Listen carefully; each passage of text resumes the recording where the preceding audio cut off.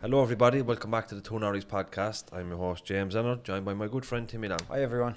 Rowan is on the decks, mixing the sound. How you say hi, Ron? Hi, Ron. Before we get into it, we announced our live tour today. Yeah. So if you're interested in come seeing us in front of a live audience with a whole production of lighting and sound behind us, we're in Waterford on the 14th of January, Dublin on the 8th of January, and we're in Waterford with Morris and Dan Shannon, two GA legends.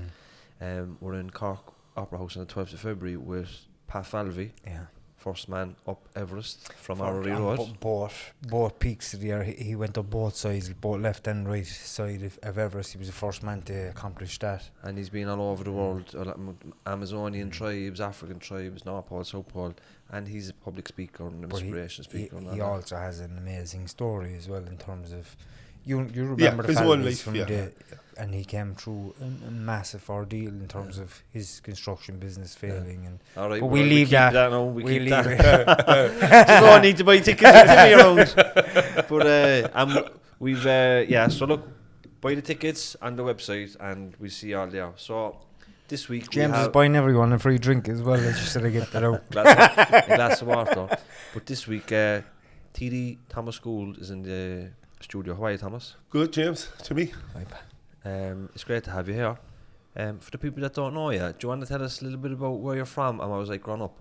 Okay, well, I'm Thomas Gould. I'm a TD for Cork North Central. I live in Cathedral Road with my wife Michelle Cotter. Michelle is from Courtown Drive in Knocknaheeny, and our two daughters, Aoife and Orla. Originally, I came from Churchfield Avenue, a flat above the O'Connell shop in the avenue. So that's where I was born. My mother, Kitty, got us a son, a lady. My dad, Tony, the best father a fellow could ever ask for. I two great sisters with Sharon and Noreen. So at about 5, we moved up to Knocknaheeny, the Harvey Road. It was just built. So we were one of the first people to move up there. That was 48 years ago, sorry. And I suppose that's where we started off. I think... I've always been really proud of being from Knocknaheeny. And I probably wore it on my heart and my sleeve about it, because some people... But I'm really proud of where I came from and the place and the people, you know. And I was just thinking on the way down as I was driving down here tonight, my mother, God rest her, was sick a lot. No, not all the time, but she died. She died a young woman at 50. She had rheumatic fever when she was a child and it had damaged her heart. And what I was thinking about was I was really lucky. And I know I watch your podcasts and you talk to different people, and some people have tougher situations growing up than others. Where I was really lucky. I had a great family. I had a great mother and father. I had great sisters. But I had a really great extended family. You know, like when my mother would be sick, like she would have been in the Martha Hospital for months. My dad would have been up there with my Uncle Stevie. The two of them would stay up in Dublin. And I'd stay at my aunt's, Mary Kavanagh's house, because she had 5 sons. And then my sisters would stay at my other aunt in Churchfield Gardens, Jenny Mack, with Linda and Janie and her sons. And like my grandmother then lived in number 10, so there was 3, my grandmother and my 2 aunts all in Churchfield Gardens. So, and then like, there was people like Magella, your own mum, Claire, Annette, we should say for the people watching that your father and my grandfather are brothers, and they live only 3 or 4 doors away. 3 doors away. And like, you see, that's probably something that people who wouldn't come from working class areas mightn't get. That, listen, there are issues, and we'll talk about them in a minute, you know, but the opposite side of that then is there's great communities, there's great friendships, there's great families there, and growing up, I had that, and I suppose I listened to your podcast. I was very lucky that way, you know, that, like, I went to school, I went to Monastery Primary and Secondary, and so did my dad, you know. And there probably was no school in Knocknaheeny when you were up there. When I started, no, when I started. Do you know when the Knocknaheeny was built, the houses going up Harvey Road on the left was the first houses, and that's where you were? Yeah. Can you remember when everything else was just fields? No, actually... Or was it built up quickly? It was across the road, it was a building site. Carberry Grove. And then once you went beyond that, up by where Arbor Avenue would have Avenue, been, yeah. Kilmore Road, then you would have been into open fields. Yeah. But like you remember the night guy, the night watchman, and he'd be on there at night, and I remember at the time fellas be looking for a bit of wood to build pigeon lofts and dog sheds. They were the big thing back in the day, weren't they? It's the you know, the hobby, isn't it? The pigeons. And, yeah. One or two staunch hardcore fellas still at it, like, but not as popular as it used to be. So you'd be looking for pallets and you'd be looking for bits of wood, because like at one stage I had a pigeon loft. Like every young fella when I grew up would have had a pigeon loft, or would have had dogs, you know. No, we always had a dog in the house, and even though we have a dog at home that Michelle and the girls love, Coco, because that's we were all, there was always animals around. If it was like I had a lot of friends of mine would have had finches, no, and birds. So that's the, I suppose that's the thing when you're working class area. I know loads of people that still have finches and birds. We had a pigeon loft. We had a pigeon loft in the shed, and we broke a little hole in it. And one day, a bird, I hope no, I don't get fucking arrested for this. One day anyway, a bird got dirty, one of the pigeons, and myself, we were young now, myself and Thomas put the pigeon into the sink, and we started washing the pigeon with washing up liquid. We didn't realise, you know, we were only young, and one of our neighbours, Mary, she came over and she took the bird and she brought the bird over home and sat the bird in front of the fire. Yeah, but that was innocent out to me. Yeah, the bird was perfect. To be bubbles coming out the bird's beak. The only reason I had birds is because my cousins in Churchville, like I was the oldest with two younger sisters, no brothers. And the lads down Churchville, everyone had, every second house would have had a pigeon loft, you know, and it was kind of the thing to do. And fellas used to raise pigeons. Listen, I probably did it for 3 or 4 years. The hunting is huge as well up in North West Cork City, isn't it? And my buddy, you know, Carl Ross, my best friend, let's say, I was best man of his when he was best man of mine. I never got into the hunting. It never appealed to me. But Carl and other guys I would have known that I would have grown up with. Like I would have went playing GA every Saturday and Sunday, and they would have went hunting every Saturday and Sunday. And I remember one time going fishing with them, and I kind of, after about 3 hours, I nearly threw the rod into the river. I'd be like that as well. I'm only, you know. But to be fair, even like I was talking to Carl at the weekend, he still goes out with his dog, he goes out for walks, no, he goes fishing, he'd be driving all over the place. And listen, like to be able to go away for a day, you know, go fishing, have your own thoughts, you know, it's good for the head. Yeah, I think it's good for the soul, yeah, James. The only time I enjoyed fishing was when I was a teenager. You pretending you're going off fishing, you go out to a bag of cans and your little lump, your nodge or something like that. I know. That's, you know what, there's a lot of people still do that. And we've had a lot of tragedies as well, people going into the river, you know. But it's dangerous as well, we have to say that. Like if you're going fishing and you're drinking, just have to be careful. But I remember my Uncle Ray, he brought me fishing. He was mad for the fishing when he was younger as well. But I never got the fascination. I was fucking sitting on the bank of the river. You mightn't get a bite then for 3 or 4 hours. But and I never got into the hunting either. I'm too much of an animal lover. I respect them that they want to do that. Fair play to them, you know. But it wasn't my thing anyway. But anyway, we move on, right? We know Knocknaheeny has it gets a lot of flack in the press. But you know, when you were growing up there when Knocknaheeny was new, did that predate it? Can you remember when that kind of notoriety came in? I'd say the reputation came, like when I grew up, it would have been Growler and Churchville would have had a reputation, you know, and there was, and maybe the Glen, they would have been the 3 areas, and then Knocknaheeny was new. And what happened was, like, it was hundreds of families moved into the area in the space of a couple of years with thousands of children. No school, no shops, no meeting, not even a church. There was nothing up there. They got thousands of people, throw them all into an estate and walked away. So what was going to happen? Like, I don't care, even if you're the best teenager in the world, right? Then what happened, I suppose from my memory, was the 80s and there was no work. Yeah. And like I remember being around Knocknaheeny, Churchville and Graw and a place like that, and half the place wasn't working. And as I said, I went to the mine, and when I came out in 1986, I had a friend of mine, he played with Vincent's at the time, Rodney Feeney, he lived in Harvey Road as well. The Feeneys, the boys would have been, a lot of them would have been GA people now, or hunting people as well. And me and Rodney thought about going to England. He had a brother over there. And then we got Davy Mack, the councillor Davy Mack. Like, a lot of people wouldn't know him now, but he would have been a local councillor. And he would have been my coach in St. Vincent's. And Davy Mack got us jobs down in a place called Hanny Mack's in Little Island, myself and Rodney, Barry Coots and a few more. Because I suppose the power of the GA, right? There was a man down there at the time from Bishopstown, Michael English, and he was the human resource manager, and he was a friend of Davy's, and Davy got us in there. I remember being walking down there, and you'd have Tony O'Keefe and the Horgans, Olivier and so on, you'd have lads from SARS. Like, you'd be going in, and like the GA was a real GA factory.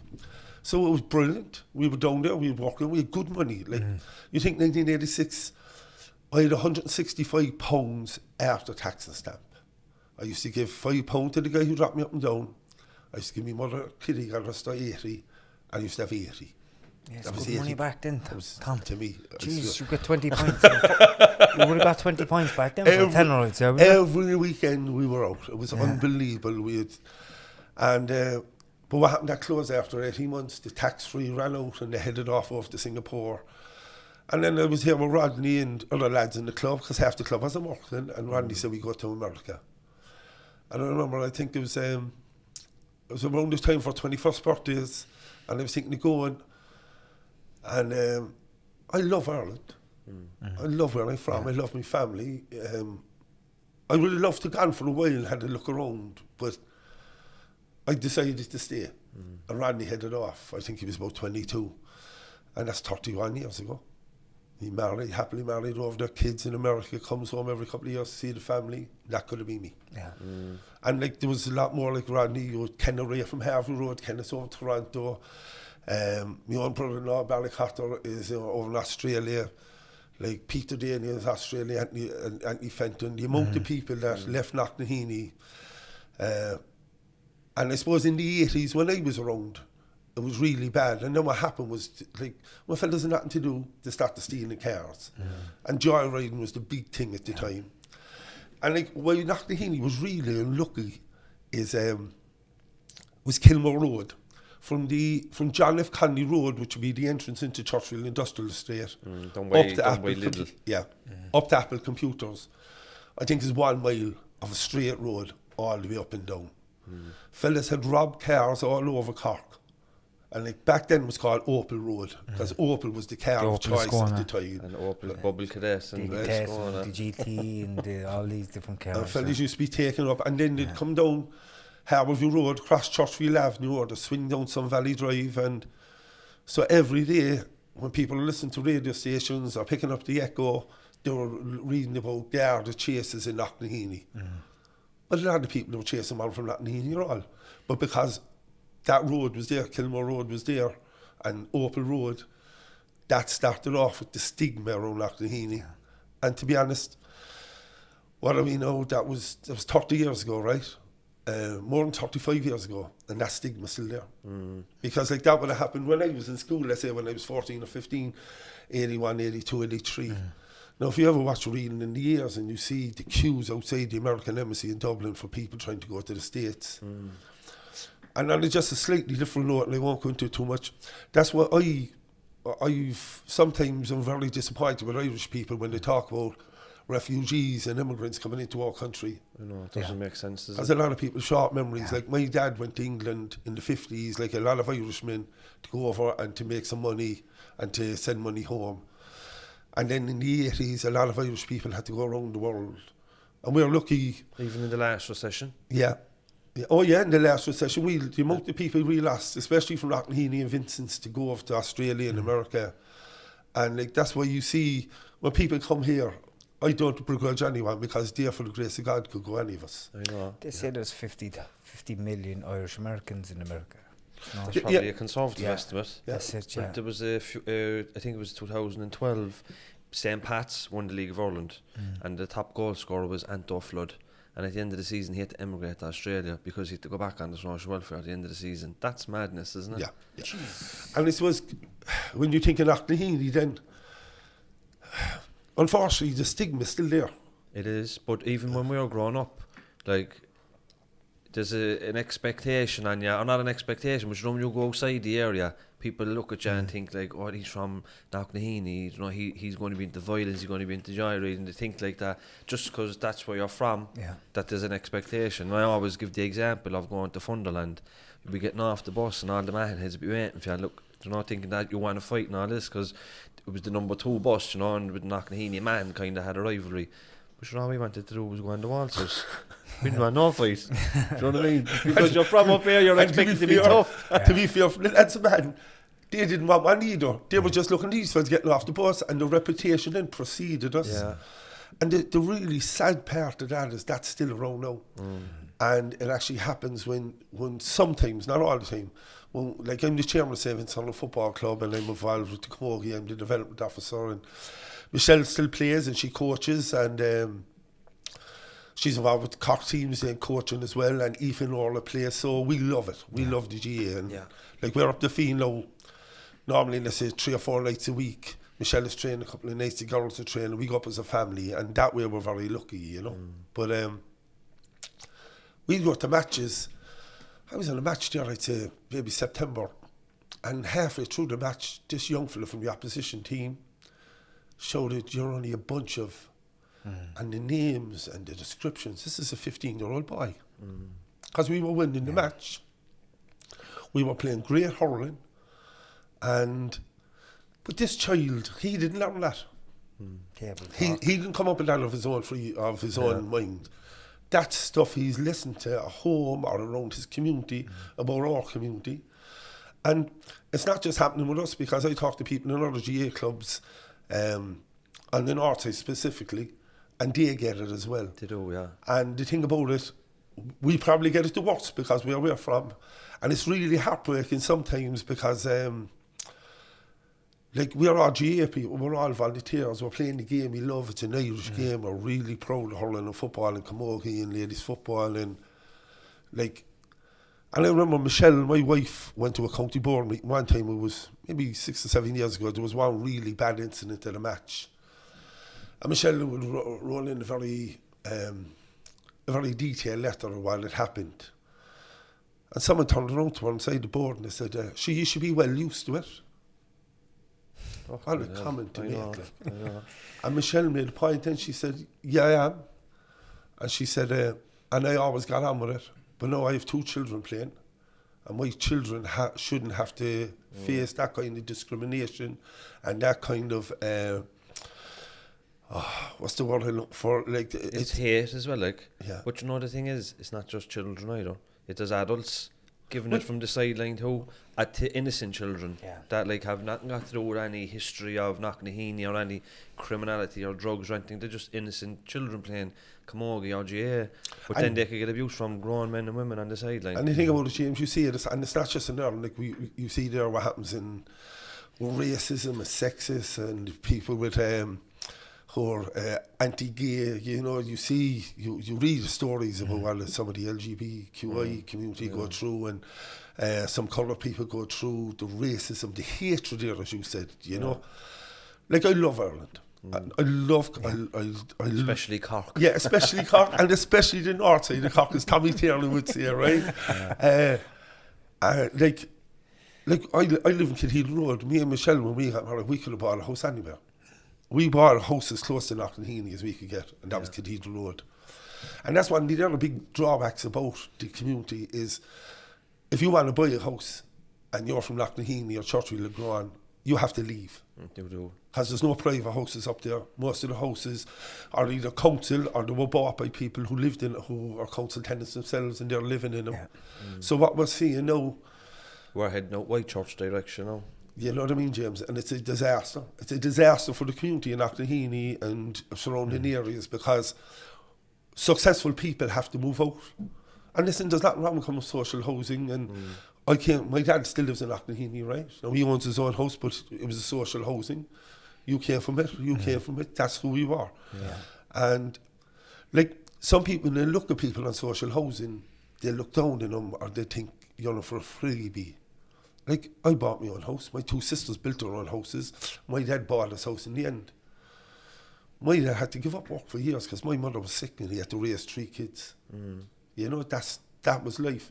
But then, we were able to walk through that. We went to school, we got educated, we got jobs, and we built our own lives. And So where would we be without social housing? Like, social housing gives us a platform where our basic needs of shelter and warmth are met, so then we can go on to become, full, live full lives and become good citizens to give back and help others. But do you know what I think in contemporary society around today is there's so much competition for houses that when somebody gets a social housing, there can be a lot of toxic energy directed towards them because there's so many others can't get their foot in the ladder. And then it's easier to point down rather than point up. Yes, and you can feel the frustration. Like, I talk to people every week, I have a clinic every week, and they come in. Like, when I started in politics first 12 years ago, and I suppose just getting into how I got into politics, I loved Irish history, I always did. I loved Irish history and maths. They were my two subjects. You lost me with maths now. The Irish history now, but maths wouldn't be my forte at all. And, but I didn't like school. I found school hard. I found languages very hard. Like, I've always wanted to be able to speak Oscailga, and I just couldn't. I'm not sure. Like, I look at my own two daughters now who went to Gael schools, and they can speak the language. Like, it just shows you that it's how it's being taught. Yeah. That if you're in a school which is either a Gael school or it's bilingual, you learn it naturally because you're in there. It's conversational. Not knowing languages, not being able to learn them is a massive attribute as well to being dyslexic, Tom. So, but you know what I think? Back in the day, it was like when you're doing Irish class, you might get a William Butler Yeats poem as Gaeilge and you have to recite it. But that doesn't really suit you in the real world. It doesn't tell you how to ask for directions or to get something in the shop. I think in Irish schools, like, it's conversational and you pick it up a little easier. Like, I remember, like, my wife Michelle went to the Gael talk a couple of times, right? She loved it. She reckoned it was the best thing she ever done in her life. Can she speak Irish? She did. She can speak Irish. Michelle went to Thomas Gould, so she went to Knocknaheeny school, which is an English-speaking school. But like, she had a fabulous experience in that school, and we touch back to that in a minute. But like, so in school, I always wanted to be able to speak Irish and English. But I think, to me, you're right. I'd probably. My spelling is atrocious. And the joke is, no, if you're ever watching me on Facebook or Twitter or even Instagram now, which we're on now, I haven't got to TikTok. My daughter won't let me go on TikTok. They said, for a man of my age, it's not to do it. So I'm better off TikTok. But if you ever see one of my tweets or posts and the spelling is wrong, I've done it myself. Right? So if you see the spelling is perfect, that's complicated post. Can you put up there the spelling is right? Well, that's Michelle, because... or even though my oldest daughter, Aoife, even Orla would read them out, I would say read it out. Because it's just, I often thought, was I dyslexic? I never knew, you know. And listen, my spelling's definitely got much better because of being in politics and writing speeches and making representations for people, and you learn. You learn. Yeah. And like, I was lucky when I went back to college. I went to college when I was 33 by night. I came out of the man. And I suppose I was small bit all over the place, but... Yeah, and you were saying before that when you were interested in maths and Irish, but in the mind you were saying off camera that you were involved in the debating society or the debating team, so you had a natural flair for speaking up. Yeah, and like, I remember it was the time of the 1981 hunger strikes. Yeah.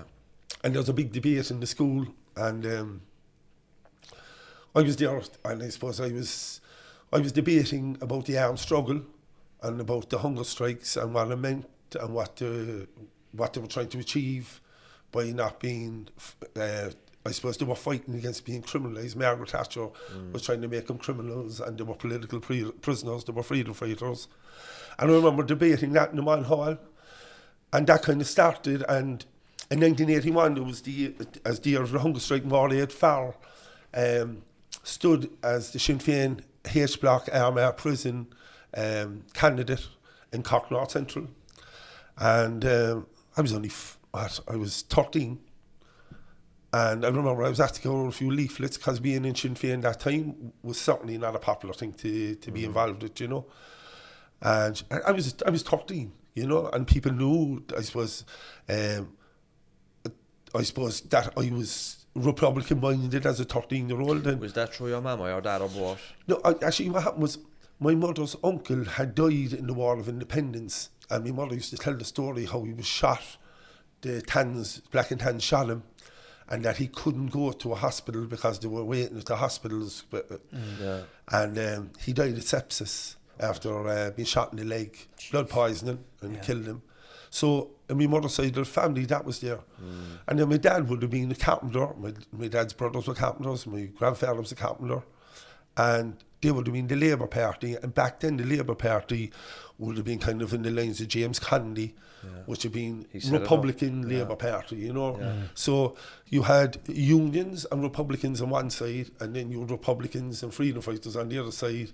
And even though it was never pushed to home, like my dad would be a quiet man, James, as you know yourself, right?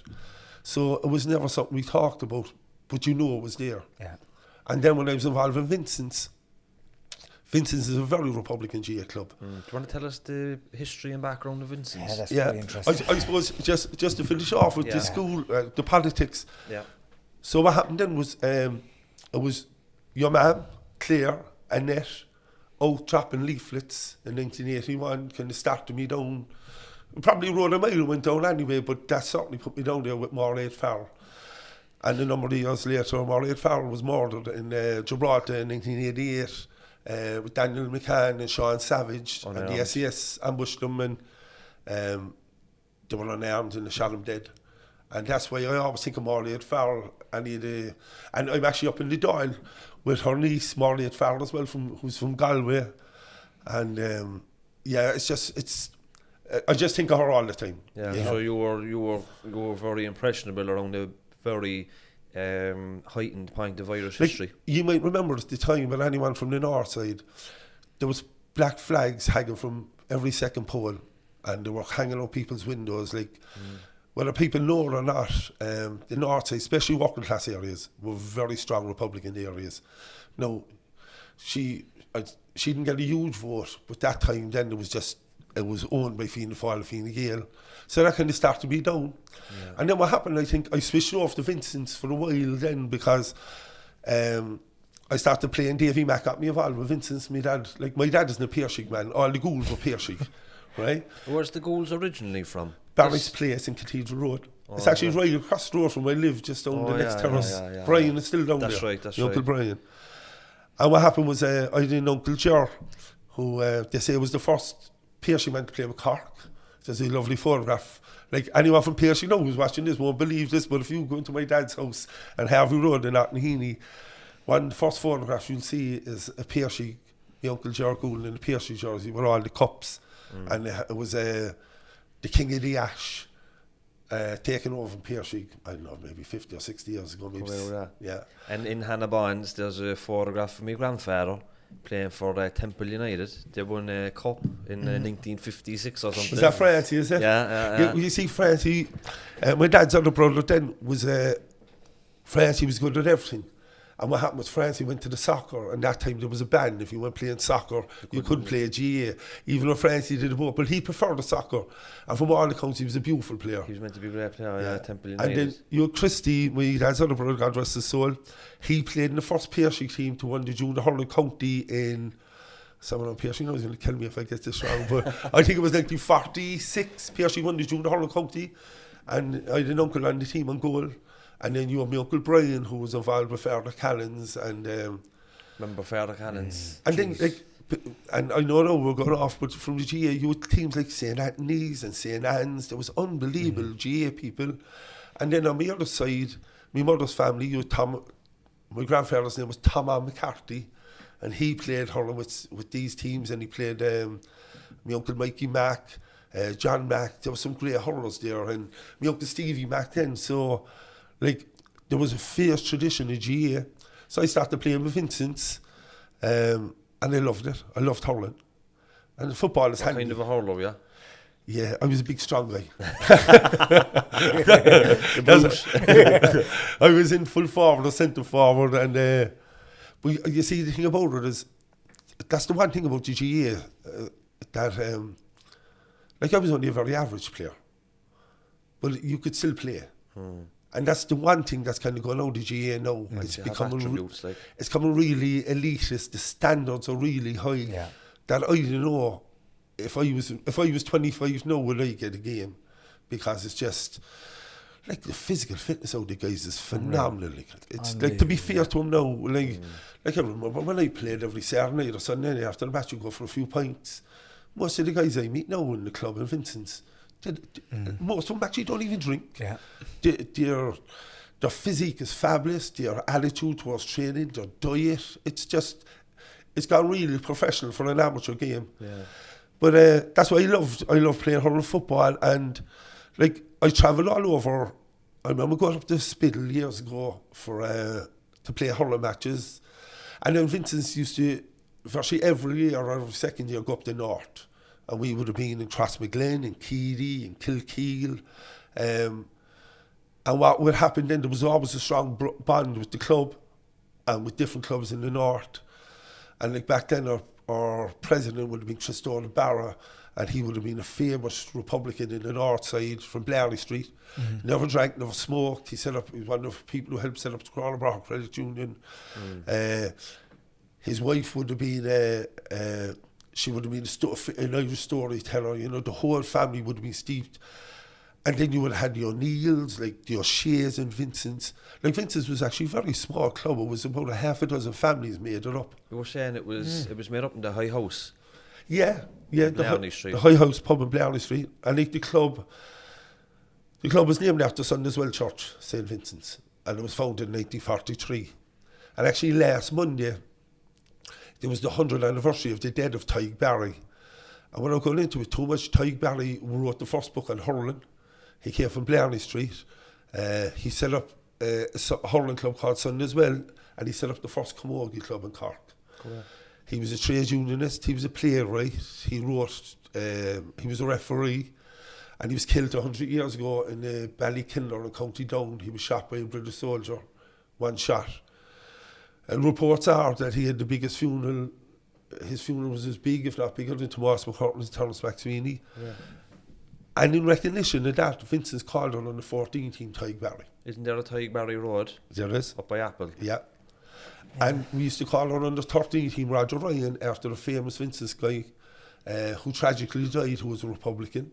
And then on the 15 team was called Ballycannon, named after the 6 area volunteers who were murdered in Ballycannon and Kerrypike.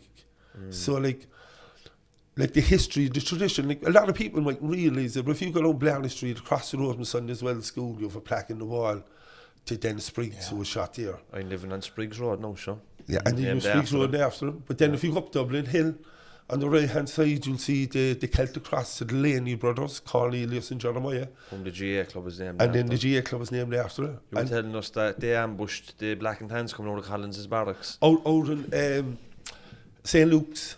And in reprisal then they shot the Laney brothers and they burned Cork. That was the night they burned Cork. But then if you go up the hill you have Brian Dillon's, which is named after a Republican.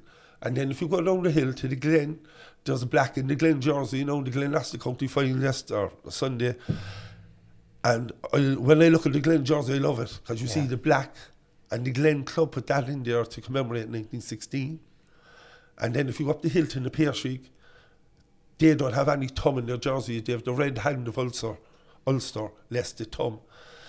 And when they found in the Pearshig, they said until Ireland is united, they wouldn't have the thumb on their crest. No, there's probably tens of thousands of people walking around the north side. Didn't know that. Yeah. And don't know these. And the proud traditions in the clubs, you know, of... and then you had Father Callahan's. And what's the history of Father Callahan's? He was a priest, and he happened to sleep in the wrong house. He went to a house on Sunday as well. And the Brits came in, kicked in the door, and they shot him dead in the bed. And he's actually buried in Knocknaheeny Church. If you pass Knocknaheeny Church, there's a grave right at the side of the church where Father Callan is buried. And then about maybe 300 or 400 yards out the road, there's another plaque to Mrs. Bowles, who was another famous Irish Republican. She used to ride the horses.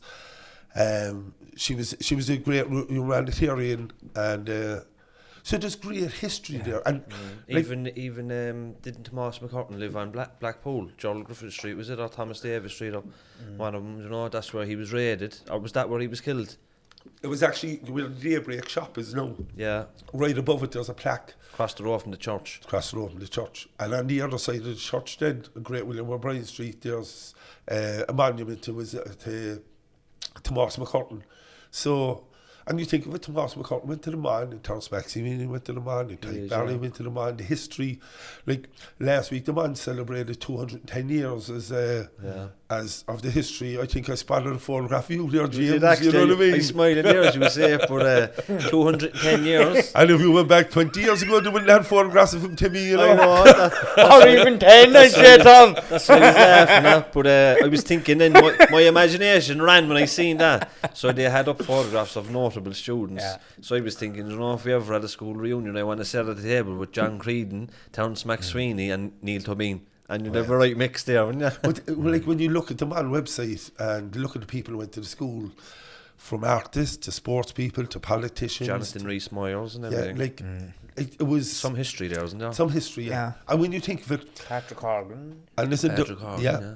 And I suppose, and without delving into it, there was a lot of things happened with the priests and Christian Brothers, which were a disgrace, and there were sins, unbelievable what they done.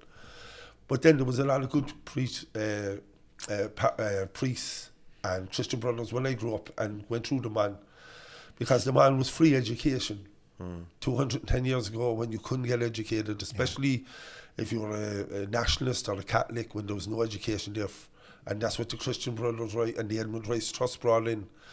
No, I'm not forgiving them for the bad stuff they done. They should never be forgiven for that, but it should also be remembered with Oral coming in, because Blackpool and areas like that, John Griffith Street, there were slums back then, there were tenements, and without that education, you look who came out of school, what it has accomplished, which is phenomenal. And when I look back at my time in the Man, you know, it wasn't great, but I often, you know, when I seen that, I was actually very honoured that, you know, I was put up as a notable student amongst all those legends, and it got me thinking, said, you know what?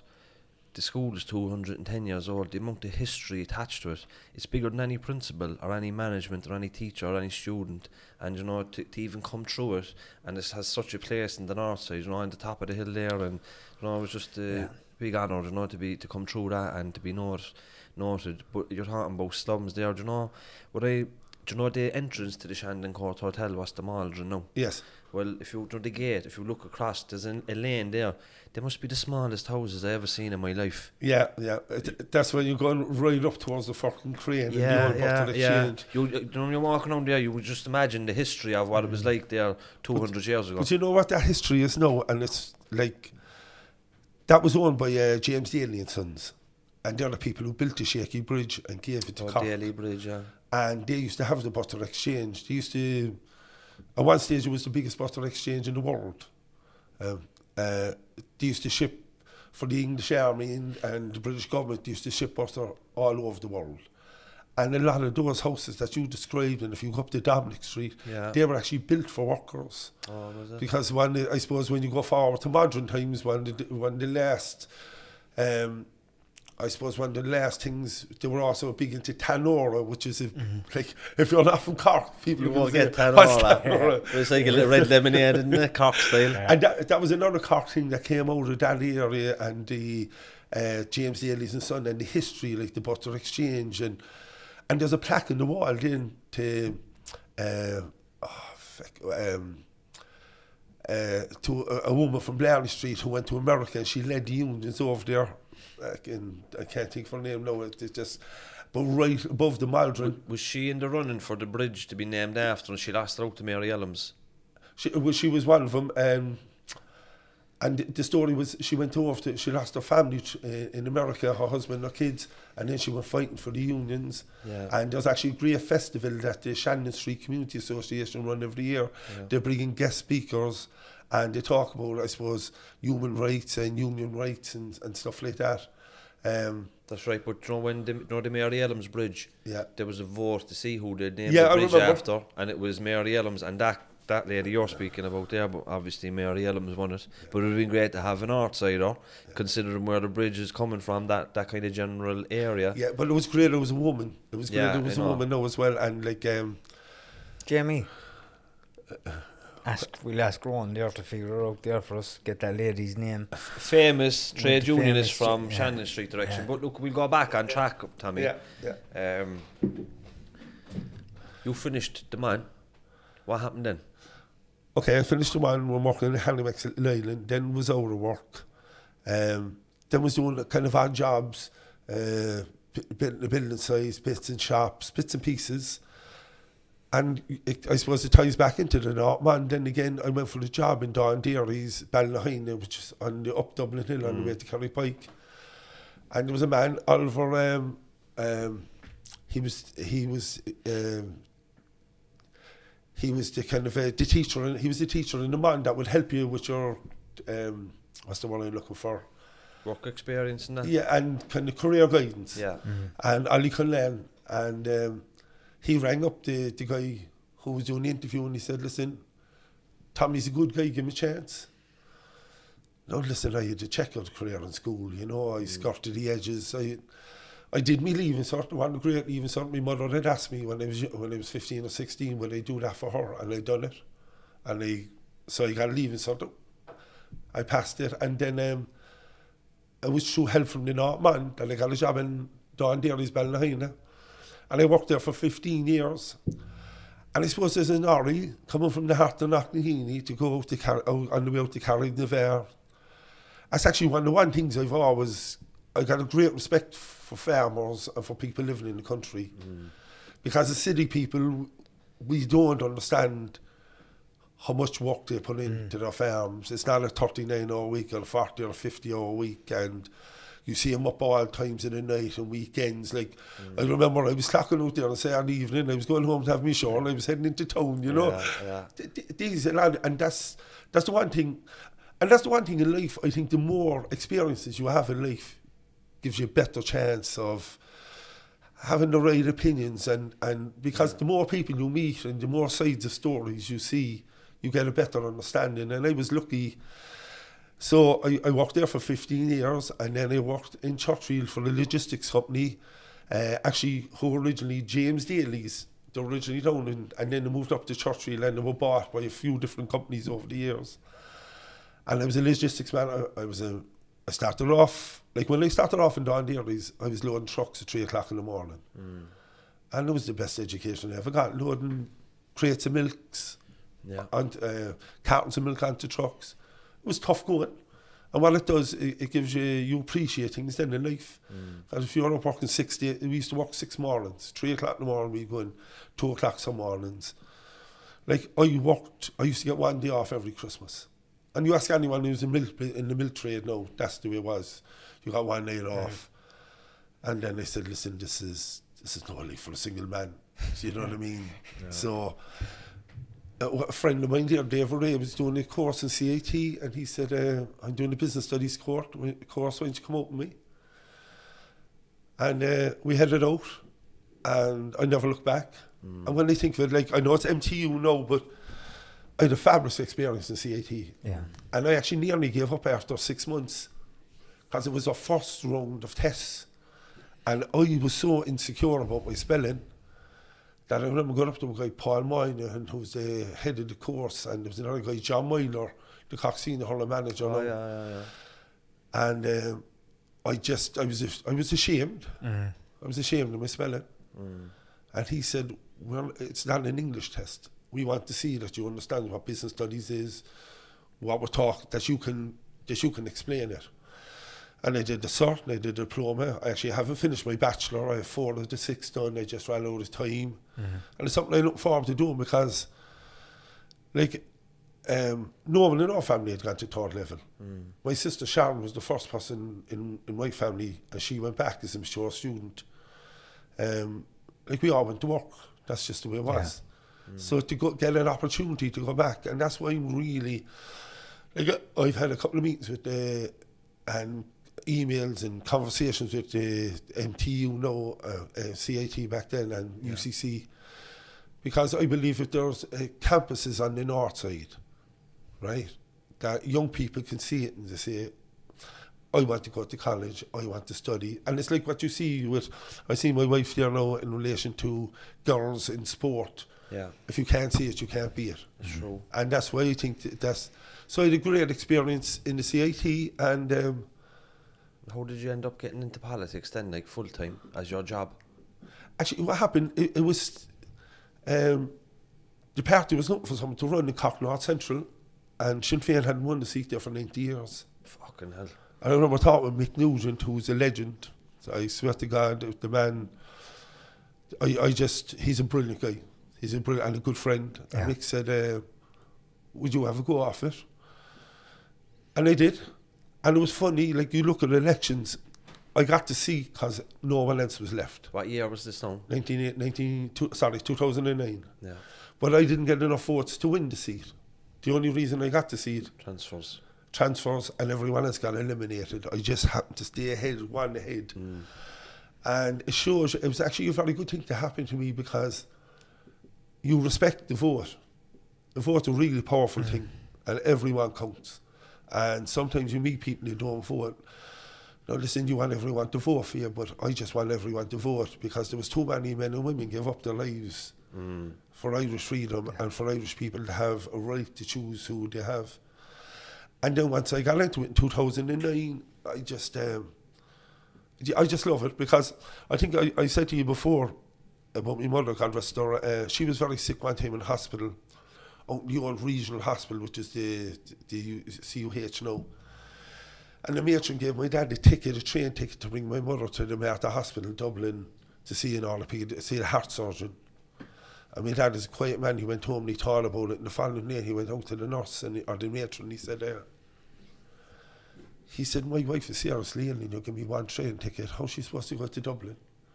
So the matron was kind of a bit cranky and she went in the back and she came out with a second train ticket. So, like my dad, I remember talking to my dad years later and he said if she had been from a different part of Cork, would they treated her different? Was it because she was from Knocknaheeny? My mother was a lady. Yeah.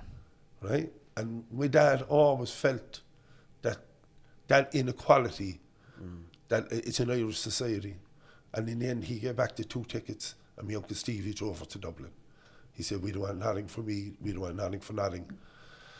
Like my dad, every penny he had, he rented a room in Dublin and stayed up there to mind my mother for months. And the point about families then, people would throw in a few bob and send it up every second week, bit of food. Yeah. Like, and I remember my dad telling me stories like that, and my mother about, we were probably luckier the most, and we were still being discriminated on. That gives you a burning desire to want to change it. And it still does. And it's still happening right now today. And that's the thing about it. You see people who are sick, especially with children with disabilities. That's the one thing that I can't get over. You know, I'm working with families now who have children who have additional needs and they can't get services, and they're illegally entitled to these services because they're children. These children are the same as every other child in this state, and they're being treated different because they have a disability. It's like children with autism, they can't find a school and stuff like that. Like I work in cases now, and you see parents who are breaking, who are doing everything for their kids, and all they need is a bit of help, a bit of support. Now, I said we wouldn't go into the politics, but for me, that's what got me into politics. Yeah. Stories like that, how we spoke about Knocknaheeny earlier, how they built estates, and because they were working class social housing estates, didn't put a playground in, didn't put a sod of grass in there. They just threw thousands of people into an estate and said, off you go. And then when some people went around the wrong road afterwards, they said, but sure, what would you expect? Yeah. You know, like, I think all I know for is equality. Everyone is given a fair chance. No, not everyone can take it, but at least you give people opportunity. My wife said to me, my wife in fact is a mature student. As I say, she went to Thomas Gould with her 2 brothers, and the 3 of them came out, went to college. But after Aoife was born 15 years ago, Michelle went back and she did PE and history in UCC. And we were talking about it a few weeks ago. No one in Knocknaheeny was ever asked, did you want to become a doctor or a dentist?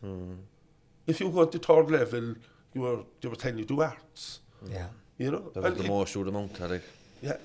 And like Anthony did graphic design, Barry did physics, right? And he's went teaching afterwards. But that's because he was driven, right? What Michelle made a point to me was there was other kids in other schools being told to go for these electrical engineering, the traditional sciences, like. You know, but why weren't people from working class areas being told that?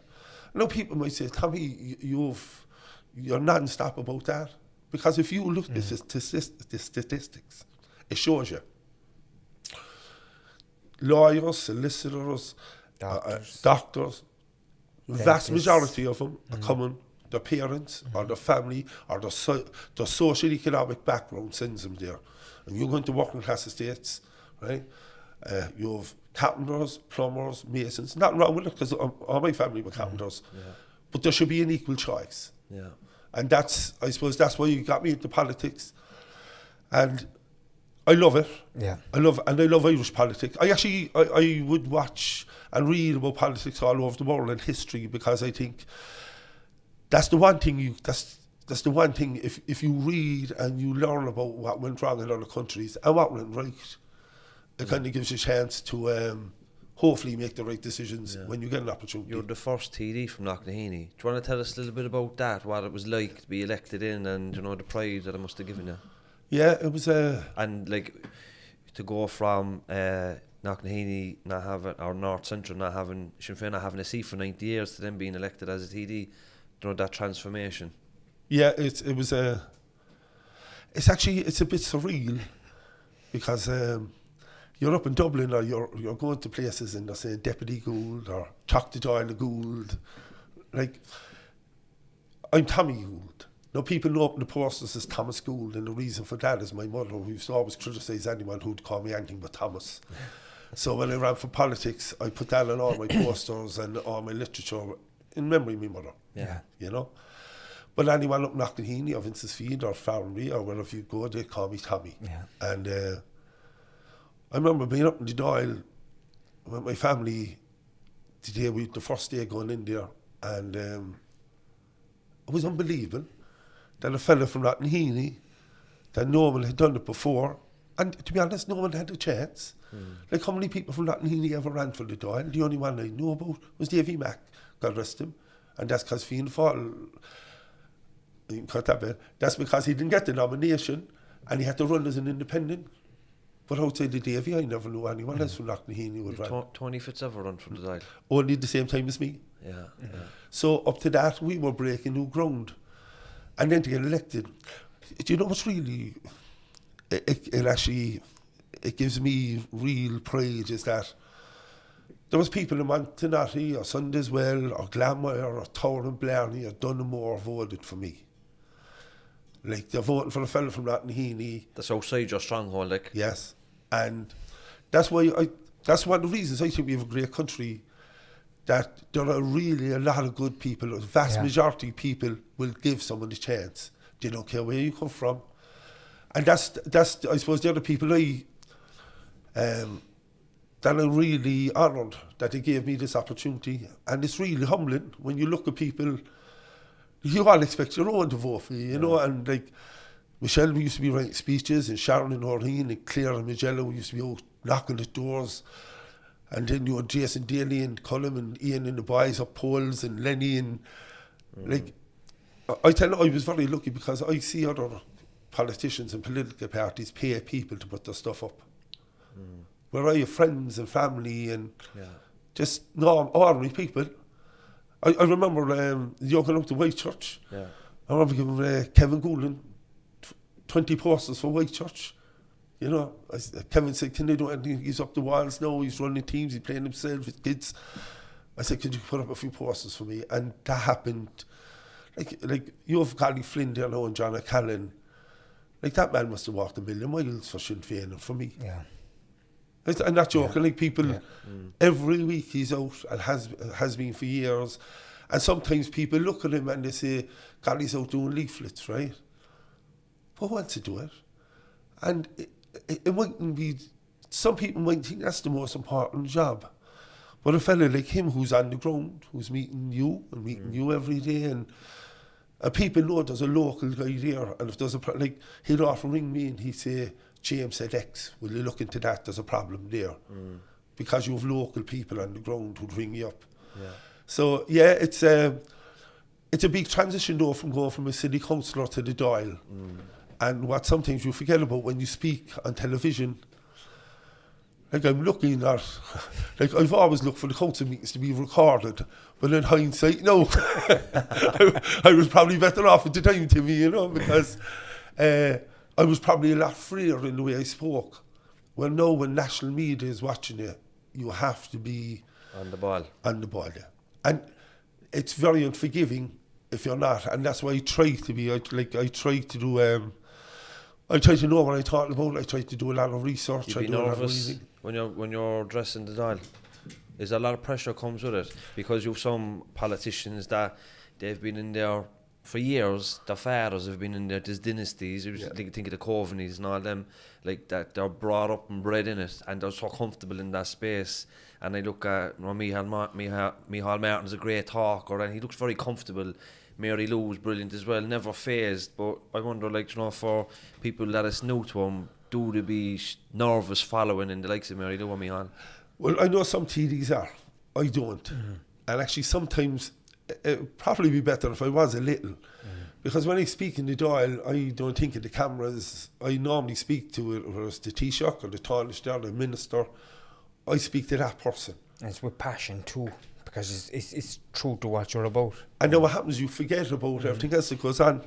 But I suppose just as your viewers know, I actually have the shakes. Yeah. It's hereditary. I actually get it from my Uncle Jeremiah, God rest his soul. And sometimes when I speak, people see the shakes, or I might have a quiver in my voice. No, I could take medication for that, beta blockers. I don't, because I don't feel, it's a strong medicine, and I don't want to be taking that for the rest of my life. And if that was the case, I'd be 12 years into it now. Yeah. So sometimes I can see my hands shaking, but I'm calm inside. Yeah.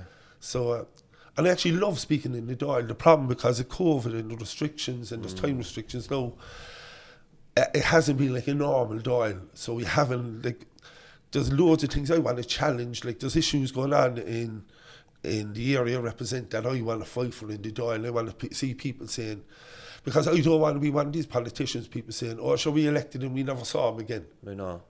And that's the one good thing about social media. You're accountable. And people can see when you do get an opportunity to raise the issue.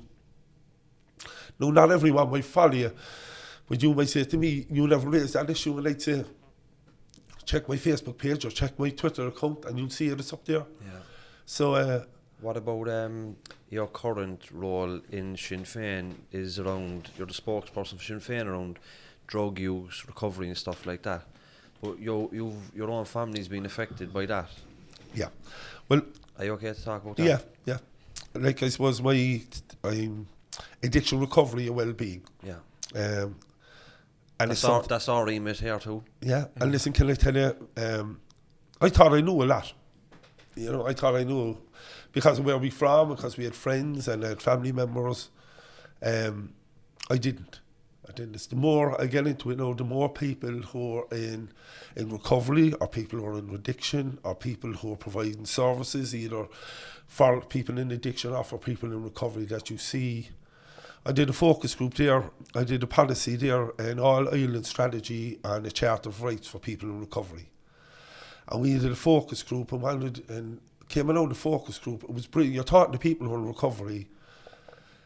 A lot of people think, like, whether it's drink or drugs or gambling or eating disorders, that once you're in recovery, you're in recovery. You know, like, it's not like that. No. Recovery is a different thing completely. Yeah, it's long term, and it's not process. And part of recovery. If we look at recovery from a recovery capital model, which might be something that what might be interest of you, but part of recovery is addressing the drug and alcohol use.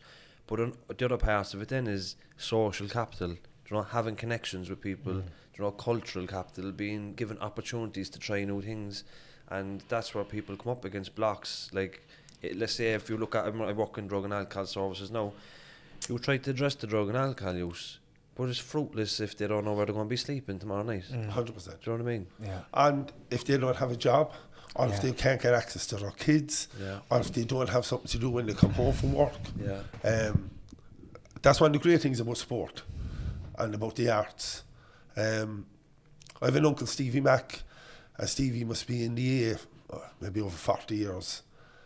And I remember he used to bring friends up to my mother, and my mum used to put on the kettle. I'd be sent off to Sharp shop in Harvey Road. If you had a packet of gold grain, right? You remember Sharp from Tiny Heights? Yeah. And you'll be coming back, and what it was... Carberry Grove, sorry, yeah. It was people in recovery, and there were... my uncle used to bring me after the meetings, he'd bring them up to pass away another hour.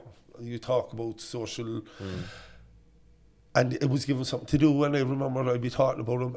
But I remember some of these guys, they'd end up taking up a musical instrument, or some of them might get involved in running the GA team or a soccer team, and it gave purpose to their lives, it gave them something to do. As well, like. And so that's why I'm really enjoying the role. It's I really hope we can make a difference. We're talking to... There's some really fabulous people out there with good ideas. Yeah. And they live the experience. Like we're here now, right? Who would have saw the two of you here?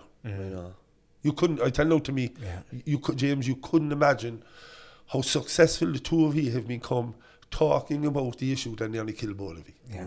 Right? And thousands more like you, right? And from that point of view, I take my hat off to you. It's an unbelievable achievement for you personally and your families, right? And you're looking around the new studio here. It's really something to be proud of. Yeah. And we want to just say thanks to everybody in the community, because the community raised us, our families raised us, and people can go down wrong paths, but the nature of us was given to us by our families and our communities, and that true nature can blossom in recovery. And people in addiction do things that's against their nature, and not make excuses, but the real person emerges in recovery. And what we try to do here is bring people on and show people that you might do things in addiction, or you might do things when you're younger and you've all that shit going on, but if you give somebody half a chance with the right supports, they can be great people. You know? Yeah. And I suppose I looked at your own wife, Gillian, right? And I thought her interview with you was really it was a hard interview. She was really honest, right? I thought it was one of the fabulous, best interviews I've ever seen in my life. And my wife, Michelle, said it was the best interview she's ever seen. And how Gillian was so honest and talked about it. And only a couple of states down from your own, but you're on Churchfield. But the difference was, like, I came from Churchfield Avenue, I hung around the Churchfield Gardens, I hung around where Gillian came from. Yeah. But I remember Gillian talking about not having the supports, not having the people to look up for, inspiration, and it was different. I was around the corner, and I had all the things that she didn't have. Like, she was so close. If she went up to Vincent's Field, or she went up to Castleview, or there mightn't have been soccer back then for girls, but there was really strong, intelligent women who were in the community, who were leaders in the community, but just unfortunately, and that's what happens. There's family, there's people like Gillian, and then they went down the road, and then when you look at where she is now, right, and how well she speaks, and how much she owns it, you know. And then on the opposite side, I suppose I had a nephew, Eric, who died at 21. I suppose he was like a brother to me. He was, And what happened was, I suppose for people who were watching it, we did everything to get Eric to play sport. No, he loved the GA, but he loved the social aspect of the GA. He loved going to matches and singing the fields of Attenroy. And I remember up in Thurles one time in his hotel when he was 12, and we were upstairs, and there must have been 200 or 300 people up there, and he stood him on the table and he sang a couple of songs, and the fucking place erupted. But he was never into sports. It was just never his thing. He was into computer games. And then when he was 18, like, people think, there's no doubt that poverty and drugs are connected, 100%. But it's not everyone who, it's not exclusively for people who are in poverty. You could be a multi-millionaire, you could be a doctor, you could be a carpenter. Addiction, that's the one thing, it doesn't discriminate. When Eric was 18, and I actually remember it, like, he had never been in trouble with the girls. He had never been involved in drugs. And he went up to his GP. He said to the GP, I'm 18, I'm having problems sleeping. And he always did. He always had problems sleeping, and he got sleeping tablets. And then a couple of weeks later, he went back up and got stronger sleeping tablets. And then he went up again and got the strongest ones, and then he got more doses. And then what happened, he felt depressed, and he went up and got antidepressants. And then the first lot of antidepressants didn't work, and then... It's that spiral, isn't it? It's just gets worse and worse. And the thing about it then, like, I was talking to his mother, Sharon, a few weeks ago, when we were looking at doing this, and they saying about Eric. Like, I loved him. I loved him, and it was medication. Like, people think it's heroin, crack cocaine, that's how you get addicted. But it's not that simple, like. And it was sleeping tablets and antidepressants led him down the road. And it's one of the reasons I'm delighted that Mary Lou asked me, I wanted to be involved with housing when I got into the Dáil, but she asked me to do this as well. And the reason for that is, I remember a time, my sister used to go up to the doctor and say, only give Eric a daily prescription. Because if he got his week, he'd walk out the door and he'd take the week prescription at the one time. And then she went over to the chemist and said he was only get a daily one. And she went away, she like... I know yourself, James, now you talk about your own mother, right? She's an unbelievable woman, right? And my sister, Sharon, she was as unbelievable as your own ma'am. Sometimes you can do all you want, but if they're on that path, it's very difficult. But you know, the hardest thing about it, James, there was a few times where Eric tried to get into treatment. And I remember there was one time specifically where he came out of St. Michael's. And what had happened, he started taking these at the arena, but let's say by the time he was 20, he was depressed, he was self-harming, he had suicidal tendencies. Because they don't work long-term, like. No. And every time he went to a doctor or a specialist, they gave him more drugs. It's unbelievable. Like. We actually got a copy of his file because we went through it for the inquest, and with the exception of one, his GP 3 times had recommended him to a specialist because they reckoned he had a personality disorder, and that's what was probably the issue behind the addiction. But every time he went to the specialist or the consultant, bar one, they increased his dosage. That's wrong. So like, there's a young man, 20 years of age, with huge support from his family, looking for help, and our country medication and increased medication. And he came out of St. Michael's one time, and he wanted to go down to Table Lodge, and his mum was going to have Jason, we're going to pay for it, and like there would have been no problem. We would have found the money somewhere. If we went to credit union or the bank, we would have borrowed it. And they had given him a tablet in St. Michael's, knowing that when he was coming out, he was going to Table Lodge, and when he arrived down at Table Lodge, they said, we can't let you in on that medication. So like, how there's no connectivity that when a guy or a girl is looking, and like you know yourself, you've been on this road, there are only certain times where you have that moment of clarity where you want to get into treatment.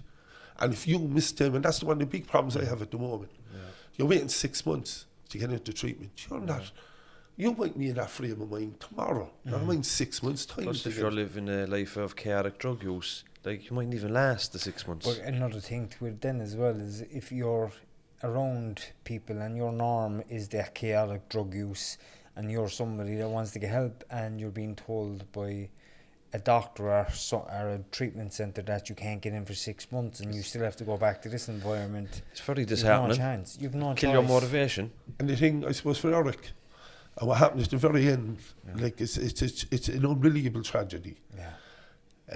He was on medication which he was prescribed, and they offered him methadone. And he went on methadone, and he died the first night he took it in his sleep. Fuck. On the minimum dosage.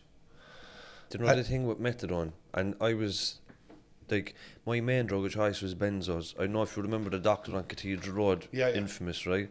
So we used to get... The biggest drug dealer in Cork. There's a lot of deaths attributed to that surgery. So we used to get a lot of tablets off him, Rohypnol, Valium, D10s and Xanax and all these things. But when I eventually moved on to heroin, I was still taking all the tablets. So I stayed away from methadone. for years, even though like I probably needed it because I used to be very sick if I didn't have the heroin and the withdrawal. The methadone counteracts that. But the reason I stayed off methadone for a long time is because I was taking so much tablets. And methadone and benzos, there's a huge risk of overdose. And I've had friends that have overdosed because of methadone and benzos. So I can see kind of what happened if he was taking the tablets and the methadone. The thing about it, James, is what people might know is if you're going to prescribe methadone, or if you're going to methadone treatment, which is a disgrace. No one has ever come off methadone from what I can see. You know what I mean? Once you're on methadone, you're on it for life.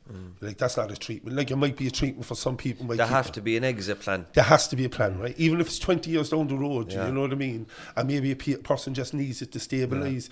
And I don't... It works in that context. Yes. But the thing was, for my nephew, Eric, when he had been 17, he went into the army, and about 2 weeks before he finished his training, he was out on a run and he collapsed. And he went to the hospital, which was a disaster, because he had always wanted to be in the army. And they said, listen, you have a problem with your heart. You can't finish the treatment, you can't be in the army, right? So he'd been with the same doctor all his life. So when he was 21, and the doctor in the drug centre prescribed that he go on methadone, he rang Eric's GP and said, listen, what tablets is Eric on? And he got a list. All he had to do was ask Eric's doctor, is Eric suitable for methadone? And Eric's doctor would have told him no, because he had a heart problem previously. Following studies that were done in America, following deaths from methadone, the common denominator was heart problems. But you see, some people, when they treat people in addiction, they assume everyone is a down and out. They assume everyone has no support, have no family history. My nephew had all of that. Now, he was in addiction. We were like, as a family, we were doing our best to support him, especially his mum and Jason and me dad. And if they'd asked that one question, Eric would be alive today. And I remember being in at the inquest, and I said to the doctor, but why? And the doctor was so used to dealing with people, like you see him on the streets, right? And he wasn't one of those people. And one simple question would have saved his life. Because when they did the toxicology report, it found out he hadn't overdosed. It was the minimum use of methadone. And what it was is he had a heart problem that had been diagnosed.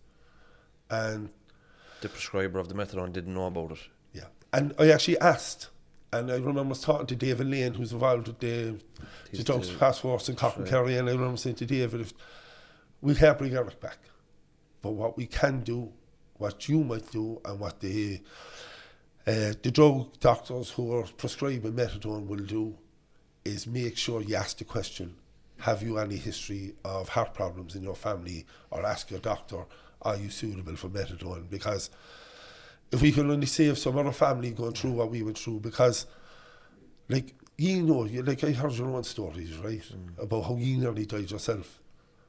He didn't need to die. He shouldn't have died. And that's the tragedy. And I think back now, I think of Sharon and Jason and his two younger brothers, Sean and Adam, and, and I think my dad, like, we think of him every day. It's and I know you've lost friends, and, like, we've all had family, and I suppose for me, listen, I have a good life, I have a good family, I have good friends around me, but we never forget.